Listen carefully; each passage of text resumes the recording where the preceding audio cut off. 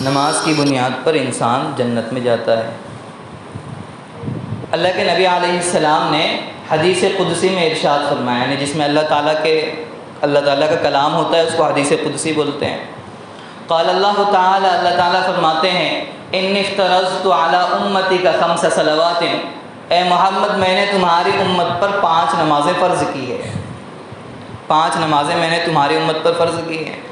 من حافظ علیہن لوقتہن، جو ان 5 نمازوں کی صحیح معنوں میں حفاظت کرے گا، اہتمام کرے گا، ادخلتہ الجنت فی عہدی، میں اس کو اپنی ضمانت میں، میری ذمہ داری میں نے یہ وعدہ کر رکھا ہے، میں نے یہ معاہدہ کر لیا ہے، یہ عہد کر لیا ہے کہ جو بندہ ان 5 نمازوں کی صحیح پابندی کر لے تو فرمایا اللہ تعالیٰ نے ادخلتہ الجنت، کہ میں اس کو جنت میں ضرور داخل کروں گا۔ ومن لم یحافظ، اور جو ان کا اہتمام نہ کرے، نمازوں کو ضائع کر دے، اللہ تعالیٰ فرماتے ہیں کہ فلا عہد لہ عندی، اس کا کوئی بھی وعدہ میرے پاس نہیں ہے، کوئی معاہدہ اس سے ہمارا نہیں ہے۔ اللہ تعالیٰ وعدہ کرتے ہیں کہ نماز پڑھنے والوں کے لیے جنت ہے۔ قرآن کریم میں اللہ تعالیٰ خود فرماتے ہیں وَمَنْ أَصْدَقُ مِنَ اللَّهِ قِيلًا، اللہ سے بڑھ کر سچی بات کس کی ہو سکتی ہے؟ اللہ تعالیٰ کسی چیز کی ضمانت لے لے، اللہ تعالیٰ کسی چیز کی ذمہ داری لے لے، یا اللہ تعالیٰ کسی چیز کا وعدہ کر لے تو اللہ سے بڑھ کر سچی بات کس کی ہو سکتی ہے؟ وَمَنْ أَوْفَىٰ بِعَهْدِهِ مِنَ اللَّهِ، اللہ سے بڑھ کر اپنے معاہدے کا سچا انسان کون سا ہو سکتا ہے؟ اللہ سے بڑھ کر اپنے وعدے کو پورا کرنے والا کون ہو سکتا ہے؟ یقینی بات ہے اللہ سے بڑھ کر سچی بات کسی کی نہیں ہے، اللہ سے بڑھ کر اپنے معاہدے کو پورا کرنے والا کوئی انسان نہیں ہے۔ لیکن پھر بھی ہم کو یقین نہیں ہے۔ یقین اگر ہوتا تو ہم نماز پڑھ کے جنت کے حقدار بننے کی شوقین بنتے۔ یہ جو ضمانت کا مسئلہ ہے، میں نے ایک مرتبہ دیکھا ہے کہ جو پولیس بعض مرتبہ جو چھوٹے چھوٹے جرم ہوتے ہیں جن کو گرفتار کر کے لے جاتے ہیں، رات کا مسئلہ ہوتا ہے، کوئی ادنا انسان بھی جائے اور وہ ضمانت دے دے، رات آپ اس کو چھوڑ دیں، میں صبح لا کر اس کو آپ کے حوالے کر دوں، ادنا انسان کی ضمانت پر بھی اس جرم والے کو جس کو باضابطہ پکڑا گیا چھوڑ دیا جاتا ہے، اس کی ذمہ داری پر، اس کی ضمانت پر، حالانکہ نہ اس کی کوئی طاقت ہے، نہ مالداری ہے، نہ کوئی ماحول اور معاشرے میں اس کی عزت ہے، ادنا انسان ہے، اس ادنا انسان کی ضمانت کو قانون مانتا ہے، جس کی ذمہ داری اللہ تعالیٰ رب العالمین لے، جس سے بات کے بڑھ کر کسی کی بات سچی نہیں ہو سکتی، جس کے وعدے سے بڑھ کر کوئی وعدہ سچا نہیں ہو سکتا۔ پھر بھی ہم لوگوں میں ایسی کون سی کمزوری ہے اس رب العالمین کے وعدے کے بعد بھی ہم جنت کے شوقین نہ بن سکے، نماز پہ اتر نہ آ سکے؟ اللہ وعدہ کر رہے ہیں کہ نماز ہو تو جنت ضرور ہے۔ اور ایک حدیث میں اللہ کے نبی فرماتے ہیں بندہ جہنم سے بچنے کا سب سے بڑا راستہ ہے نماز کا۔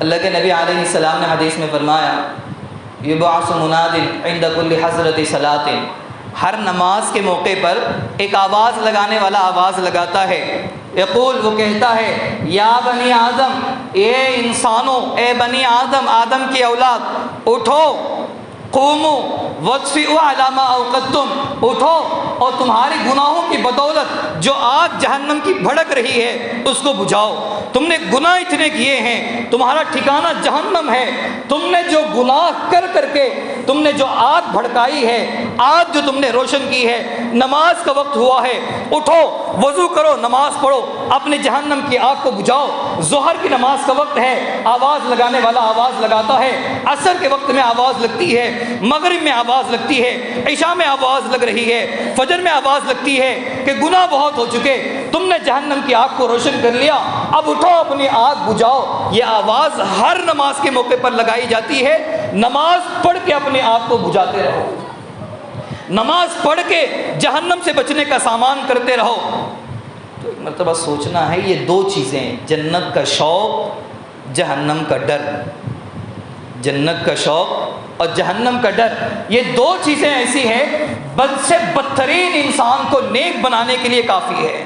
چاہے انسان جتنا بھی برا ہو، انسان کے اندر کتنی بھی گندگیاں ہو، ہر زمانے میں اللہ کے جو نبیاں بھیجے جاتے تھے، نبیوں کو باضابطہ لقب دیا جاتا تھا نذیرا و بشیرا، آپ کا کام ہے خوشخبری سنانا، آپ کا کام ہے ڈرانا، یعنی آپ ڈرائیے اور خوشخبری سنائیے۔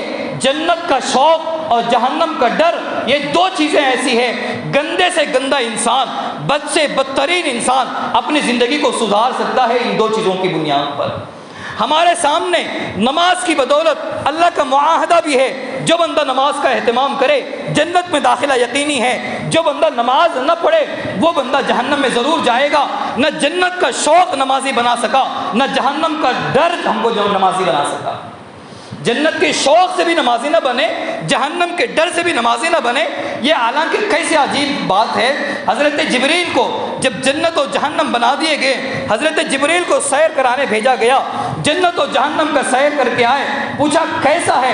حضرت جبریل نے جواب دیا، اللہ میں نے جنت دیکھا ہے، اس کی نعمتیں دیکھی ہے، وہاں کا آرام میں نے دیکھا ہے، جو بندہ بھی جنت کے بارے میں سنے گا ضرور وہاں جانے کی تمنا کرے گا۔ جہنم کا سیر ہوا، جہنم کے بارے میں پوچھا جہنم کیسا لگا؟ حضرت جبریل جواب دیتے ہیں، اللہ میں نے وہاں کا عذاب دیکھا، وہاں کی مصیبتیں دیکھی، وہاں کی پریشانیاں دیکھا۔ اللہ جو بھی جہنم کے بارے میں سنے گا وہاں جانے سے ڈرے گا، وہاں سے جانے سے بچنے کی کوشش کرے گا۔ ہم جنت اور جہنم کے بارے میں بچپن سے سنتے آ رہے ہیں، نہ جنت کا شوق پیدا ہوا نہ جہنم کا ڈر پیدا ہوا۔ نہ جنت کے شوق میں نمازی بنے، نہ جہنم کے ڈر سے نمازی بنے، یہ اتنی عجیب حالت ہے۔ صحابہ کو دیکھو جنت کا شوق کیسا تھا۔ ایک صحابی غزوے میں ہے، اللہ کے نبی سے پوچھا، اللہ کے نبی اگر اس غزوے میں مارا جاؤں گا میرا کیا مقام ہے؟ اللہ کے نبی نے فرمایا تم جنتی ہو۔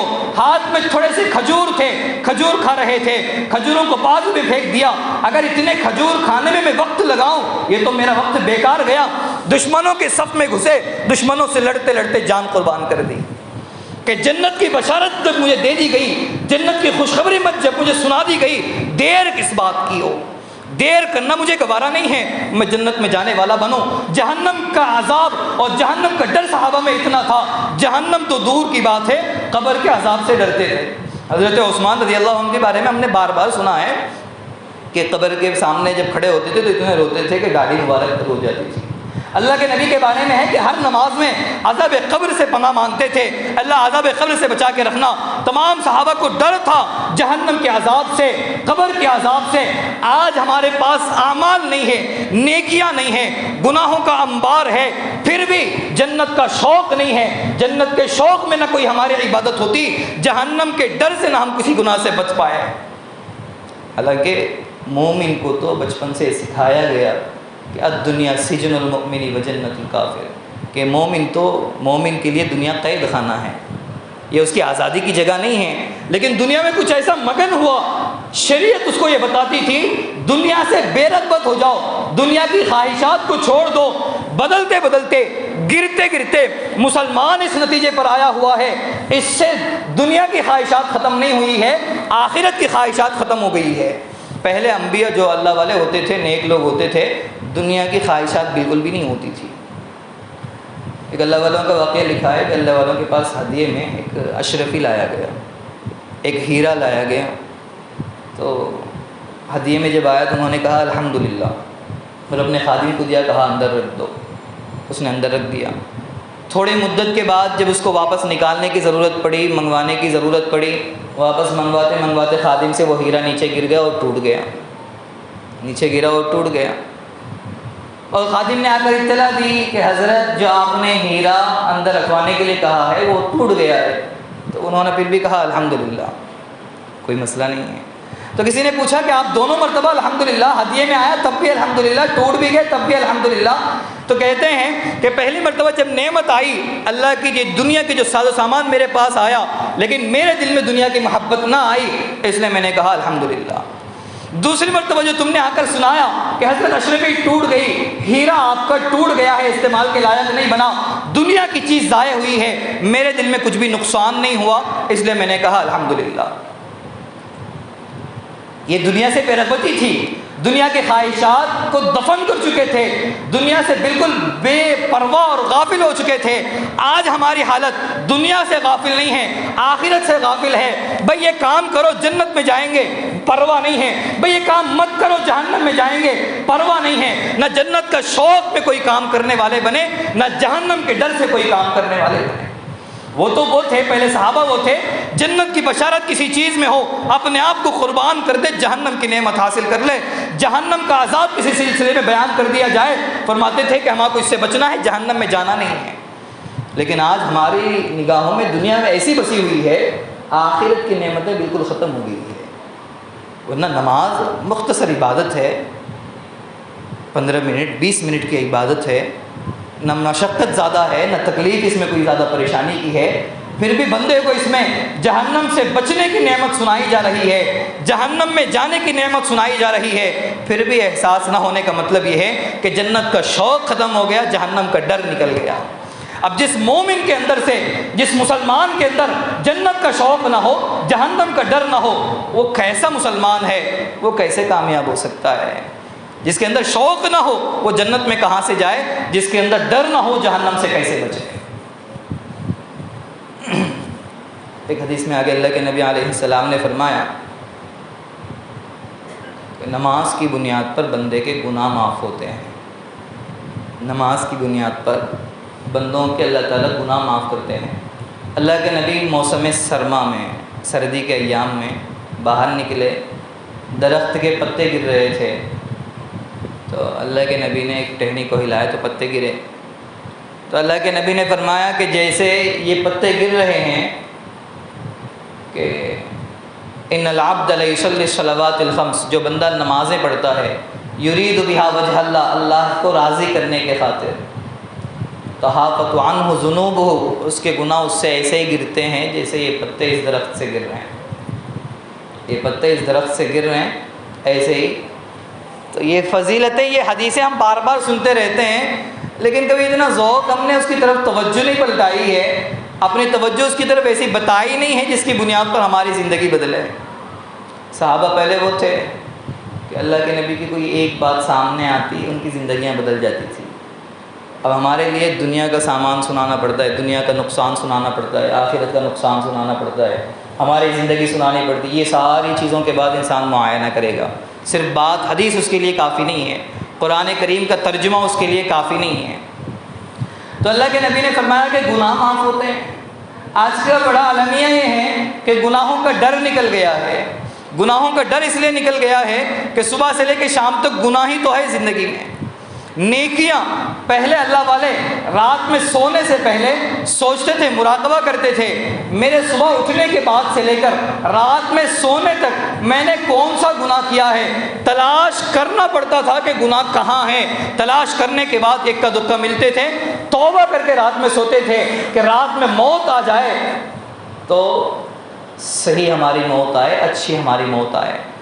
آج ہماری زندگی کچھ ایسی ہے، صبح سے لے کے، صبح اٹھنے کے بعد سے لے کے رات میں سونے تک، سونے سے پہلے نیکیاں تلاش کرنا پڑتا ہے کہ صبح سے لے کر شام تک میں نے کون سی نیکی کی ہے۔ گناہوں کو تلاش کرنے کی ضرورت ہی نہیں ہے، ہمارے زبان کھلے تو گناہ ہے، ہمارے زبان استعمال کرے، اتنی گندی چلتی ہے، اتنے بد اخلاقی ہے، تو فرمایا زبان کھلے تو گناہ ہے، قدم اٹھے تو گناہ ہے، نگاہ اٹھے تو گناہ ہے، کسی طرف سفر ہو تو گناہ ہے، موبائل جیب میں سے نکلے تو گناہ ہے، ہر طرف تو گناہ ہی گناہ ہے۔ گناہوں کو تلاش کرنے کی ضرورت نہیں ہے۔ آج کا معاشرہ تو ایسا ہے، نیکیاں تلاش کرو کہ کہیں میں نے بھول چل کے نیکی تو نہیں کر دی، صبح سے لے کر شام تک نیکیاں تلاش کرنا ہے۔ تو اس لیے گناہ چونکہ اتنے زیادہ ہو گئے ہیں، گناہوں کا ڈر نکل چکا ہے، ورنہ صحابہ وہ تھے، گناہ اگر ہو گیا ایسا محسوس ہوتا تھا جیسے اللہ کے نبی نے فرمایا مومن جب گناہ کرتا ہے ایسا بوجھ محسوس کرتا ہے جیسے پہاڑ اس کے سر پر ہے اور وہ گرنے کو ہے۔ پہاڑ کے نیچے دبنے والا انسان جیسا وحشت کھاتا ہے، جیسے ڈر میں ہوتا ہے، تو گناہ کرنے والا مسلمان یہ سمجھتا تھا کہ اب پہاڑ میرے سر پر ہے، یہ بوجھ میں برداشت نہیں کر سکتا، جب تک میں توبہ نہ کر لوں میں سکون کے ساتھ، اطمینان کے ساتھ رہ نہیں سکتا۔ اور اللہ کے نبی نے فرمایا منافق تو ایسا ہوتا ہے، گناہ اس کے سامنے ایسا ہے جیسے مکھی بیٹھی تھی اٹھا دیا، مکھی بیٹھی تھی اس کو اڑا دیا، یہ منافق کی مثال ہے۔ اور مومن کی مثال تو بہت خطرناک ہوتی ہے گناہ کے بعد۔ صحابہ کی زندگیاں آپ دیکھیں، گناہ کے بعد اگر وہ گناہ ایسا تھا جس کے لیے اللہ تعالیٰ نے حد متعین کی ہے، جیسے چوری کرنا تو ہاتھ کاٹے جانا، زنا کرنا تو کوڑے لگنا، یا زنا کرے تو سنسار کر دینا، جس پر اللہ تعالیٰ نے حد متعین کی ہے۔ اور ایسا کوئی گناہ صحابہ سے ہوا ہے، صحابہ کی تاریخ اٹھا کر دیکھیں، اپنی عزت کی پرواہ نہیں ہے کہ ہماری عزت کیا ہوگی، ہم لوگوں کے سامنے چوری کا اقرار کریں گے، لوگوں کے سامنے زنا کا اقرار کریں گے، ہماری کیا حیثیت ہوگی، ہماری عزت کہاں جائے گی، اس کی پرواہ نہیں تھی، بس پرواہ اس کی تھی کہ ہمارا گناہ کسی حال اتر جائے۔ لوگ بے عزت سمجھیں گے، لوگ ذلیل سمجھیں گے، لوگ حقیر سمجھیں گے، جس کو جو سمجھنا ہو سمجھتا رہے، لیکن گناہوں کا بوجھ ہم سے برداشت نہیں ہوتا۔ اللہ کے نبی کے پاس آتے تھے، اللہ کے نبی گناہ ہو گیا ہے، آپ ہم کو پاک کر دیجیے۔ اللہ کے نبی گناہ ہو گیا ہے، کوئی پاکی کا راستہ بتائیے، کوئی صفائی کا راستہ بتائیے۔ جب تک گناہ کا، توبہ کی، صفائی کا اطمینان نہیں ہوتا تھا، مطمئن نہیں ہوتے تھے۔ آج گناہ جو بڑھتے گئے، گناہوں کا جو وبال بڑھتے گیا، ڈر ہی چلے گیا۔ نماز کی فضیلت اگر یہ سنائی جائے کہ ایسے بندے ہیں جن کی صبح سے لے کے شام تک پورے گناہ ہی گناہ ہیں، نیکیوں کا تصور نہیں ہے، ان کے سامنے جب نماز کی فضیلت یہ سنائی جاتی ہے، بے نماز کی بنیاد پر اللہ تعالیٰ گناہ معاف کرتے ہیں، تمہارے گناہوں کا تو انبار ہے، گناہوں کا خزانہ ہے، تمہیں نماز کی زیادہ ضرورت ہے، کچھ بھی اثر نہیں ہوتا، اس لیے کہ گناہ زیادہ ہے۔ گناہ کم ہوتے تو مصیبت سمجھ میں آتی، نیکیاں زیادہ ہوتے تو گناہ کی وجہ سے بے اطمینانی ہوتی، پریشانی ہوتی۔ گناہ اتنے کر گئے کہ گناہ کا ڈر نکل گیا۔ اور ایک حدیث میں اللہ کے نبی نے فرمایا کہ نماز کی بنیاد پر اللہ تعالیٰ مصیبتیں دور کرتے ہیں۔ چھوٹی چھوٹی باتیں ہیں متعین، تو نماز کی بنیاد پر اللہ تعالیٰ مصیبتیں دور کرتے ہیں، پریشانیاں دور کرتے ہیں۔ اللہ کے نبی کا بھی معمول تھا، اللہ کے نبی سے پہلے جتنے انبیاء آئے سب کا یہی معمول تھا، صحابہ کا بھی یہی معمول تھا۔ کان رسول اللہ صلی اللہ علیہ وسلم اذا حزبہ امر فزع الی الصلاۃ، جب بھی کوئی مصیبت آتی تھی فوراً نماز کی طرف آ جاتے تھے۔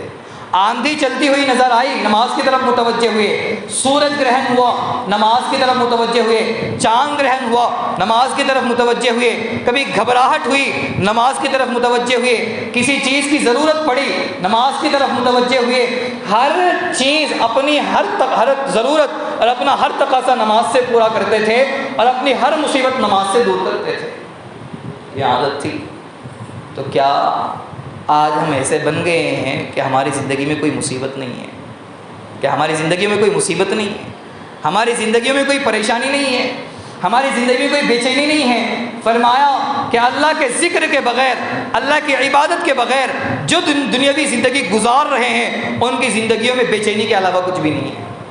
علامہ اشرف علی تھانوی رحمۃ اللہ علیہ نے ایک واقعہ لکھا ہے کہ ایک بندہ پہنچا اور اس نے کہا حضرت فلاں مالدار بندہ ہے، آپ اسے دعا کر دیجئے کہ میرے پاس دنیا بہت زیادہ جمع ہو جائے اور میں سکون کی زندگی گزار لوں۔ تو انہوں نے کہا کہ بیٹا دنیا زیادہ جمع ہو جائے گی، سکون کبھی میسر نہیں ہو سکتا۔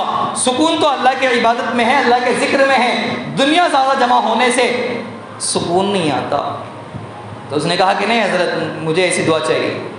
تو انہوں نے کہا کہ ٹھیک ہے، آپ کو 3 دن کی مہلت ہے، 3 دن میں آپ جاؤ اور تلاش کرو جس کے پاس دنیا دولت زیادہ ہے اور وہ سکون کی زندگی گزار رہا ہو، ایسا کوئی بندہ تم کو 3 دن میں مل جائے تو تم آ کر مجھ سے اطلاع کرنا، میں دعا کر دوں گا کہ اللہ تم کو اس جیسا بنا دے۔ 3 دن تلاش کر سفر کرتے کرتے کرتے ایک ایسے بندے پر سے گزر ہوا جس کو دیکھا کہ گھر جائیداد بہت زیادہ ہے، گھر میں کام کرنے والے نوکر غلام زیادہ ہے، ہر چیز کی راحت کی چیزیں اس کے پاس ہے، ہر قسم کی راحت کی چیزیں اس کے پاس ہے، بیوی ہے، کئی سارے بچے ہیں، بہت خوشی کی زندگی تھی۔ تو اس نے پھر حضرت سے رابطہ کیا کہ حضرت مجھے ایک ایسا بندہ مل گیا ہے جو مال و دولت اس کے پاس ہے، ہر قسم کی راحت اور چین اس کے پاس ہے، یہ ساری چیزیں اس کے پاس ہے، بس آپ دعا کر دیجئے کہ میں اس کے جیسا بن جاؤں۔ پھر ذہن میں خیال آیا کہ ایک مرتبہ اس کی حالت پوچھ کے تو معلوم کرے، کہیں ایسا تو نہ ہو کہ دکھنے میں تو خوش ہو اور اندر سے کسی مصیبت میں زندگی گزار رہا ہو۔ گیا اس کے پاس اور پوچھا کہ تمہاری زندگی کیسی گزر رہی ہے؟ اس نے کہا جس مصیبت میں میں گرفتار ہوں اللہ نہ کرے ایسی مصیبت کسی اور کو آئے، جس پریشانی اور بے چینی کا شکار میں ہوں اللہ نہ کرے کسی ایسی مصیبت اور ایسی بے چینی کسی اور کو لگے۔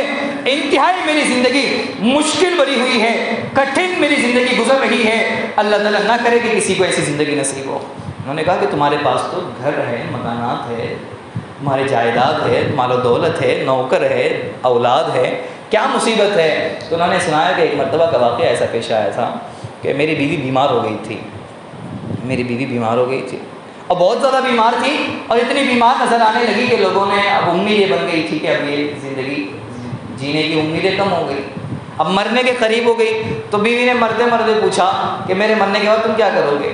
تو ہم دونوں کے درمیان بڑی محبتیں تھیں، بہت ہم محبت سے میل جول سے رہتے تھے، تو میں نے کہا کہ تیرے مرنے کے بعد میں کسی سے شادی کرنے والا نہیں ہوں۔ تو بیوی نے کہا کہ سب بولتے تو ہے، کرنے والا کوئی نہیں ہے، سب بولتے ہیں جب تک میں ہوں تب تک تمہاری زبانوں پر یہ باتیں ہیں کہ میں کسی سے شادی کرنے والا نہیں ہوں، لیکن مرنے کے فوراً بعد تم کو دوسرے کی تلاشی ہوگی۔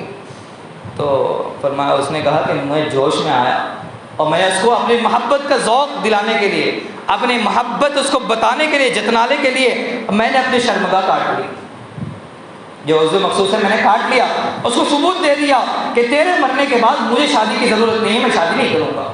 اتفاق سے قدرت کا ایک فیصلہ ایسا بنا کہ وہ مرنے والی جی کر زندہ گھر آئی، مرنے والی تھی، مقدر میں تھی، وہ جی کر اچھی حالت میں گھر آئی۔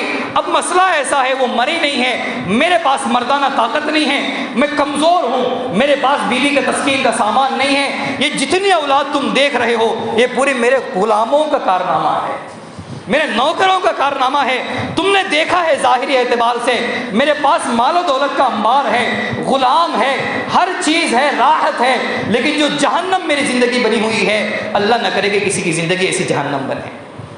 فرمایا کہ مال و دولت کی بنیاد پر کسی کی زندگی میں چین اور سکون نہ کبھی آ سکتا ہے نہ کبھی آئے گا۔ اللہ کی عبادت کے بغیر یقینی ہے کہ ہر بندہ مصیبت میں زندگی گزار رہا ہے، لیکن مصیبتیں دور کرنے کا راستہ جو نماز ہے اس کی طرف کسی کی توجہ نہیں ہے۔ کوئی مال کی وجہ سے پریشان ہے، کوئی طبیعت کی بنیاد پر، تندرستی کی بنیاد پر پریشان ہے، اور اتنے پریشان ہے کوئی غریبی کے ٹھوکر کھا کر، کوئی غریبی کی شکایت کر کے اسلام چھوڑ کے، ایمان چھوڑ کے کوئی عیسائی بن رہا ہے، مال کی کمی کی بنیاد پر، غربت کی وجہ سے، اور کبھی طبیعت کے صحیح نہ ہونے کی وجہ سے، صحت کے صحیح نہ ہونے کی وجہ سے لوگوں نے اس کو سمجھایا کہ بھائی فلاں مذہب ہے، وہاں جانے سے آپ کی طبیعت ٹھیک ہو جائے گی، آپ کی پریشانی دور ہو جائے گی۔ فرمایا فوراً اس نے مذہب تبدیل کر لی، اسلام اور ایمان کو چھوڑ دیا۔ مصیبتیں دور کرنے کے لیے لوگوں نے مذہب چھوڑنا پسند کیا ہے، حالانکہ مصیبت دور کرنے کے لیے بہترین راستہ نماز کا تھا۔ اب یہ ارتداد کے واقعات دیکھ کر کہ لوگ اسلام چھوڑ کر، ایمان چھوڑ کر غیر بنتے جا رہے ہیں، ان کو روکنے کا کہاں کا راستہ ہے؟ ہمارے پاس مال نہیں ہے کہ ان کو غریب دیکھ کر ہم ان کو مال دیں، ہمارے پاس تندرستی کا کوئی ذمہ داری اور ضمانت والے ہمارے پاس کوئی محکمہ نہیں ہے کہ ہم ان کو بولیں کہ یہاں آؤ اور یقینی طور پر تم کو شفا ہو، اس لیے کہ ہم جو نمازی ہے، ہم میں جو نمازی ہے ان کی نماز اب تک ایسی بن نہ سکی کہ ان کی نماز کی بنیاد پر کوئی مصیبت دور ہو۔ نماز پڑھنے والوں کی نمازیں اگر ان کی نمازوں سے مصیبت دور ہوتی، ان کی نمازوں سے کوئی بے چینی ختم ہوتی، ان کی نمازوں سے راحت ملتی، لوگوں کو سمجھاتے اس کے لیے مذہب تبدیل کرنے کی ضرورت نہیں ہے، مال کی کمزوری ہے، آپ نماز پڑھو پریشانی دور ہوگی، آپ کی تندرستی کا مسئلہ ہے، آپ کی صحت کا مسئلہ ہے، نماز کی طرف آؤ آپ کی پریشانی دور ہو جائے گی۔ لیکن مسئلہ خود ایسا ہے کہ نمازی کی نماز خود ایسی بنی ہوئی نہیں ہے کہ اس سے مصیبت دور ہو۔ نماز پڑھنے والے کو خود یہ معلوم نہیں ہے کہ میری نماز سے میری مصیبت دور ہوگی۔ نماز اتنی طاقتور نہیں ہے کسی کو سمجھانے کے قابل یہ بنے بھیا نماز پڑھو آپ کی مصیبت دور ہوگی۔ آپ کو در در کے ٹھوکر کھانے کی ضرورت نہیں ہے، آپ کو مذہب چھوڑ کے ہمیشہ کا جہنمی بننے کی ضرورت نہیں ہے، نماز پڑھ لو آپ کی پریشانی دور ہو جائے گی۔ اتنا سمجھانے کی طاقت کس مسلمان میں ہے؟ کس کی نماز اتنی مضبوط ہے؟ حالانکہ صحابہ اپنی ہر پریشانی نماز سے دور کرتے، اپنی تنگی دور کرتے، اپنی بے چینیاں دور کرتے، ہماری بے چینیاں نماز سے دور نہیں ہو سکتی، اتنے کمزور ہیں۔ اللہ کے نبی علیہ السلام نے ایک حدیث میں فرمایا، یہ تو سب فضیلت کی باتیں تھیں اور چھوڑنے پر وعیدیں بھی اتنی ہیں۔ اللہ کے نبی نے فرمایا من ترک الصلاۃ متعمدا فقد کفر، جو نماز جان بوجھ کے چھوڑ دے، فرض نماز جان بوجھ کے چھوڑ دے، فرمایا کافر ہو گیا۔ اللہ کے نبی کے جو الفاظ ہیں اس کو تو یہی ترجمہ ہے کہ جو بندہ نماز جان بوجھ کے چھوڑ دے سمجھو کہ وہ کافر بن گیا۔ ایک ایسا مسلمان ہے جو اپنے آپ کو مسلمان کہے، مسلمان کا مطلب ہے تابعداری کرنے والا، اطاعت کرنے والا، اللہ کے سامنے سر جھکانے والا۔ یہ دعویٰ کس نام کا ہے؟ یہ دعویٰ کس کام کا ہے؟ انسان اپنے آپ کو مسلمان بتائے انسان اپنے آپ کے مسلمان ہونے کا دعویٰ کرے کہ میں مسلمان ہوں، میں ایمان والا ہوں، لیکن پیدا کرنے والے خالق کے سامنے جس کا سر نہ جھک سکے، ایسے انسان کو حق ہی نہیں بنتا کہ اپنے آپ کو مسلمان بولے، وہ کافر ہے، ناشکرہ ہے۔ اللہ کے نبی نے فرمایا کفر کے قریب پہنچ جاتا ہے، کفر کے قریب پہنچتا ہے ایک بندہ ایک نماز چھوڑے گا۔ تو اس میں اللہ کے نبی نے فرمایا آج کفر کا نام سن کر بھی ڈرنے لگتا، عجیب مسئلہ ہے۔ ایک بندے کو، ایک مسلمان بندے کو کفر کا نام سن کے کانپ اٹھنا چاہیے کہ نماز چھوڑنے والے کو کافر کہا جا رہا ہے، کافر تو ہمیشہ کا جہنمی ہے، پھر بھی ڈرنے لگتا۔ صحابہ کی زندگی کبھی دیکھے، اللہ کے نبی کی مجلس سے تھوڑی دیر کے لیے ہٹے، ایمان کی کیفیت میں تھوڑی کمی آئی۔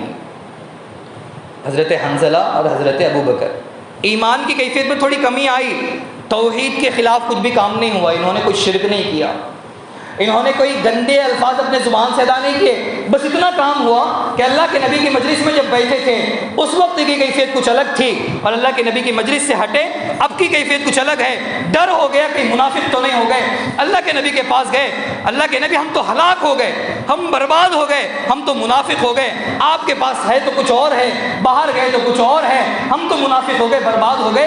تھوڑی سی تبدیلی ہوتی تھی، ڈر جاتے تھے۔ آج کے مسلمان کو نماز چھوڑنے پر کفر کی بات سنائی جاتی ہے، تب بھی فرق نہیں پڑتا، تب بھی اثر نہیں ہوتا، کفر کی بات سن کے کچھ اثر نہیں بنتا۔ اور ایک حدیث میں اللہ کے نبی فرماتے ہیں، اللہ کے نبی نے جو خاص خاص نصیحتیں کی ہے، لا تترک صلاۃ مکتوبۃ متعمدا، جو فرض نماز ہے کبھی جان بوجھ کر نہ چھوڑو۔ من ترک صلاۃ مکتوبۃ متعمدا، جو بندہ جان بوجھ کر فرض نماز چھوڑ دیتا ہے، فقط بریت منہ الذمہ، اللہ تعالیٰ اس سے بری و ذمہ ہو جاتے ہیں، اللہ تعالیٰ پر اس کی کوئی ذمہ داری نہیں، اللہ تعالیٰ کی ذمہ داری سے نکل گیا ہے، اللہ کا اس سے کوئی واسطہ نہیں ہے۔ اور ایک حدیث میں اللہ کے نبی فرماتے ہیں، من فاتتہ صلاۃ فکأنما وطر اہلہ ومالہ، جس کی ایک نماز چھوٹ گئی ہے گویا کہ اس کا مال بھی لٹ گیا، اس کے گھر والے بھی برباد ہو گئے، اس کا مال بھی لٹ گیا اور اس کے گھر والے بھی برباد ہو گئے۔ انسان مال کی تلاش میں نماز چھوڑ دیتا ہے یا گھر والوں کی فکر میں انسان نماز چھوڑتا ہے، شریعت کہتی ہے جس کے لیے آپ نے فکر کی ہے، جس کے لیے آپ نے نماز چھوڑا ہے، نماز کا نقصان تو اتنا ہے گویا آپ نے حفاظت کے لیے چھوڑا ہے، لیکن وہ برباد ہونے سے بھی زیادہ نقصان نماز چھوڑنے کا ہے۔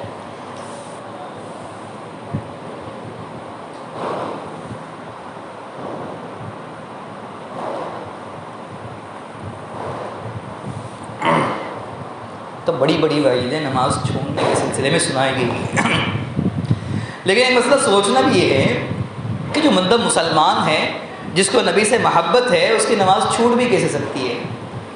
جس کو نبی سے صحیح محبت ہو، اس لیے کہ نماز کوئی بڑی ذمہ داری نہیں ہے جس کا دباؤ ڈال کر یا پھر مشقت میں ڈال کر کوئی ذمہ داری نہیں ہے، یہ تو اللہ کے نبی معراج سے لایا ہوا تحفہ ہے۔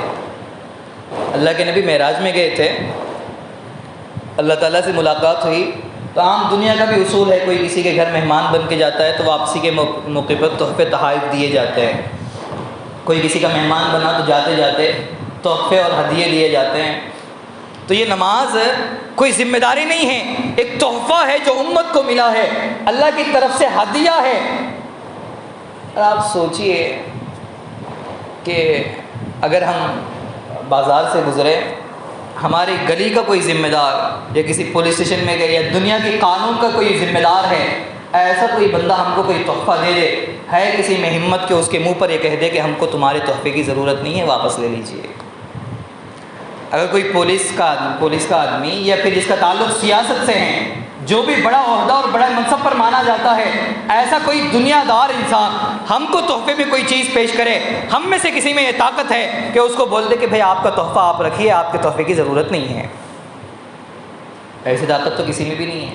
لوگوں کو ڈر ہے کہ سامنے والا ناراض ہو جائے گا یا سامنے والا ہمارے خلاف کوئی کارروائی کر بیٹھے گا، اس لیے تحفے کیسے بھی ہوتے ہیں قبول کر لیے جاتے ہیں، اور تحفوں میں اتنی نزاکت ہے، مولانا میں آپ کو پین دوں، آپ ہی استعمال کریں، آپ کے علاوہ کسی اور کو استعمال کی گنجائش نہیں ہے۔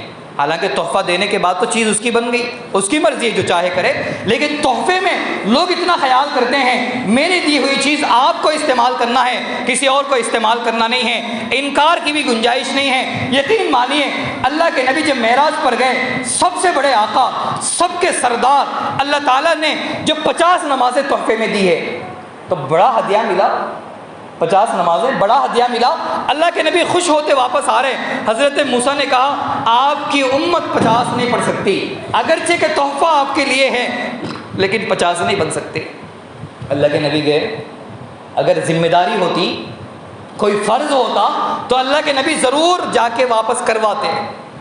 اس لیے اللہ کے نبی کی عادت لکھی ہوئی ہے کہ اللہ کے نبی کو جب بھی 2 چیزوں کے درمیان اختیار دیا جاتا کہ چاہے تو آپ یہ کرو یہ کرو، تو اللہ کے نبی کی عادت تھی کہ آسان راستہ اختیار کرتے تھے تاکہ امت کو پریشانی نہ ہو، آسان راستہ اختیار کرتے تھے۔ آپ نے تراویح کی نماز جماعت سے مسلسل اس لیے نہیں پڑھائی کہ کہیں میرے پڑھانے کی وجہ سے، مسلسل ہونے کی وجہ سے کہیں تراویح کی نماز فرض نہ بن جائے، واجب نہ بن جائے۔ اللہ کے نبی نے ہمیشہ امت کے بوجھ کو ہلکا کرنے کی کوشش کی ہے، لیکن اب 50 نمازیں جو ملی یہ ذمہ داری کے طور پر نہیں ملی، یہ تو تحفے کے طور پر ملی ہے، اور جتنا تحفہ بڑا ہوتا ہے اتنی عزت کا سبب ہے، جتنی عزت ہے اتنا بڑا تحفہ ہے۔ تو 50 نمازیں ملی تو اللہ کے نبی تحفہ سمجھ کر خوشی سے لے کے آ رہے ہیں۔ حضرت موسیٰ نے کہا تحفہ ہے، ہدیہ ہے، آپ کی امت برداشت نہیں کر سکتی، لیکن واپس کرے تو کیسا کرے، یہ تو تحفہ ہے۔ اللہ کے پاس جا کر بولے تو کیا بولے، اللہ آپ نے 50 نمازیں تحفے میں دی ہے، آپ کا تحفہ کچھ زیادہ ہو گیا ہے، آپ کچھ رکھ لیجئے۔ یہ کتنے افسوس کی بات ہوگی کہ اللہ کے سامنے یہ کہا جائے کہ آپ کا تحفہ کچھ زیادہ ہو گیا، آپ کا تحفہ برداشت نہیں ہو رہا، آپ تھوڑا رکھ لیجئے۔ یہ واپس کرنا یہ دل گردے کا کام ہے، کوئی آسان کام نہیں ہے، لیکن امتی کے لیے اللہ کے نبی نے وہ برداشت کر لیا ہے۔ 5 نمازیں کم ہوئی، پھر حضرت موسیٰ کے پاس آئے، حضرت موسیٰ پھر بول رہے کہ پھر بھی 45 بھی نہیں ہو سکتی۔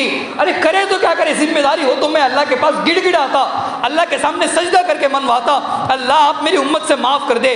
جیسے قیامت کے سلسلے میں اللہ کے نبی نے فرمایا جب تک اللہ میری امت کو معاف نہیں کریں گے میں سجدے سے سر اٹھانے والا نہیں ہوں، میں منا لوں گا خدا کو۔ اگر کوئی ذمہ داری کا مسئلہ ہوتا، یہ تو تحفہ ہے، ہدیہ ہے جو عزت اور محبت میں ملا ہے، میرے محبوب کی طرف سے، محبت والے خدا کی طرف سے ملا، میں اس کو کیسے واپس کرتا؟ لیکن حضرت موسیٰ کی طرف سے بار بار سننے کو ملا کہ 45 بھی نہیں ہو سکتی، گئے 40 35 30 25 20 کرتے کرتے 5 بج گئی۔ اب بھی حضرت موسیٰ سے یہ سننے کو ملتا ہے کہ اب بھی یہ تم سے نہیں ہو سکتا، تمہاری امت سے نہیں بن پڑے گا۔ ارے کرے تو کیا کرے، جب بھی گیا 5 گئے، اب میرے پاس بچے 5 ہیں، میں اب بھی جاؤں گا، میرے یہ 5 بھی اگر چلے گئے کتنے افسوس کی بات ہوگی۔ احکم الحاکمین کی، رب العالمین کا جو بڑا تحفہ ہے میں اس کو اس کے حوالے کر کے جا رہا ہوں، یہ کتنی بڑی ناقدری ہوگی۔ اللہ آپ کا تحفہ بڑا تھا، اللہ آپ نے بڑا ہدیہ دیا ہے امت کے نام پہ، میری امت پر آپ نے مہربانی کی ہے، لیکن میری امت کی اتنی سکت نہیں ہے، میری امت میں اتنی طاقت نہیں ہے کہ آپ کے تحفے اور ہدیے کو قبول کر سکے۔ اللہ آپ کا ہدیہ آپ رکھ لیجئے، اتنی طاقت میرے اندر نہیں ہے، 5 تو میں لے کر جاؤں گا، مجھے ڈر لگتا ہے کہ آپ جاؤں گا تو 5 بھی چلی جائے گی۔ اللہ تعالیٰ نے فرمایا کہ اے نبی مایوس نہ ہونا، 5 پڑے گی 50 کا ثواب دوں گا، 5 پڑے گی 50 کا ثواب دوں گا۔ اللہ نے 50 کا ارادہ کر لیا، اپنے ارادے میں کمی نہیں آئی، اللہ کو بھی شرم آئی، میں نے 50 کا فیصلہ کیا، اس سے کم ثواب میں کسی امتی کو نہیں دوں گا۔ اللہ کے نبی کو شرم آتی ہے واپس کرنے سے، اللہ کے نبی کو شرم آئی ہدیہ واپس کرنے سے، اللہ کو شرم آتی ہے ثواب کے کم کرنے سے۔ ہم امتی ہیں، اتنے سارے سننے کے باوجود بھی ہمیں شرم نہیں آتی نماز چھوڑنے سے، ہمیں شرم نہیں آ پڑتی کہ نماز ہماری چھوٹ رہی ہے۔ ہمارے نبی کتنے دل میں تکلیف محسوس کرتے ہوں گے ہدیہ واپس کرنا پڑے تو۔ محبوب کے پاس جا کے ہدیہ واپس کرنا کوئی معمولی بات نہیں ہوتی، جس پر گزرتی ہے اس کو سمجھ میں آتی ہے۔ 50 سے لے کے 5 تک لانے میں اللہ کے نبی نے کس قدر تکلیف برداشت کی ہوگی امت کی خاطر۔ اللہ کے نبی نے جاتے جاتے امت کو وصیت کر کے الصلاۃ الصلاۃ، میرا بالکل آخری وقت ہے، اس کے بعد میں دنیا میں تم کو نظر نہیں آؤں گا، دنیا میں میرا وجود اور میری زندگی ختم ہو گئی ہے، میں قبر کے حوالے ہو رہا ہوں، آخری کلمات اللہ کے نبی کے ہیں الصلاۃ الصلاۃ، کہ میں پوری زندگی نماز کے بارے میں سمجھاتا رہا، سکھاتا رہا، میرے آخری کلمات بھی ہیں نماز کے سلسلے میں، اس کا اہتمام کر لو۔ انسان اپنے مردے کی وصیت کا اتنا اہتمام کرتا ہے کہ میرے باپ نے مرنے سے پہلے کہہ کر مر گیا کہ فلاں کو اتنا دو، مر جائے گا لیکن ضرور کرے گا، اس نے کہا کہ مرنے سے پہلے یہاں دو یہاں دو یہاں دو، ضرور دے گا، لیکن میرے نبی کی جو آخری وصیت ہے، کتنی امتیوں کو فکر ہے کہ نبی کی وہ وصیت پوری ہو۔ اگر اتنی ساری چیزوں کے باوجود بھی اگر ہماری زندگی میں نماز نہیں آئی، کفر سے ڈرایا گیا بندہ کہ بھئی نہیں پڑھیں گے کفر کافر بن جائیں گے، کفر کے قریب جائیں گے، تب بھی ڈرنے لگا۔ مال و دولت کے لٹ جانے کی وعید سنائی گئی کہ یہ تو نقصان ایسا ہے گویا کہ آپ کا مال و دولت لٹ گیا ہے، اس کی بھی فکر نہیں ہوئی۔ اللہ کے نبی کی آنکھوں کی ٹھنڈک بتایا گیا، اس کی بھی فکر نہیں ہوئی۔ اللہ کے نبی کا ہدیے کا خیال کر لیتے، اس کا بھی خیال نہیں ہوا۔ جنت کی خوشخبریاں سنائی گئی، اس کی بھی پرواہ نہیں ہوئی۔ جہنم کا عذاب سنایا گیا، اس کی بھی پرواہ نہیں ہوئی۔ کتنی چیزیں اور بتاتے امت مسلمہ کو کہ نماز کا اہتمام اب بھی تو کر لیتے ہیں۔ کون سی چیز اور چاہیے نماز کا اہتمام بتانے کے لیے؟ کہا گیا، پیار سے بھی سمجھایا گیا۔ اللہ کے نبی نے کہا میرے آنکھوں کی ٹھنڈک نماز میں ہے، نماز کا اہتمام کر لیتے، میں مرنے سے پہلے نماز کی وصیت کرتا ہوں، نماز پڑھ لیتے۔ ڈرا کر بھی سمجھایا گیا، نماز نہیں پڑھیں گے جہنم میں جائیں گے، نماز نہیں پڑھیں گے ہم مسلمان نہیں بولیں گے۔ اتنی ساری چیزوں کے باوجود بھی نماز اگر زندگی میں نہیں آئی تو کب اور آئے گی؟ اس لیے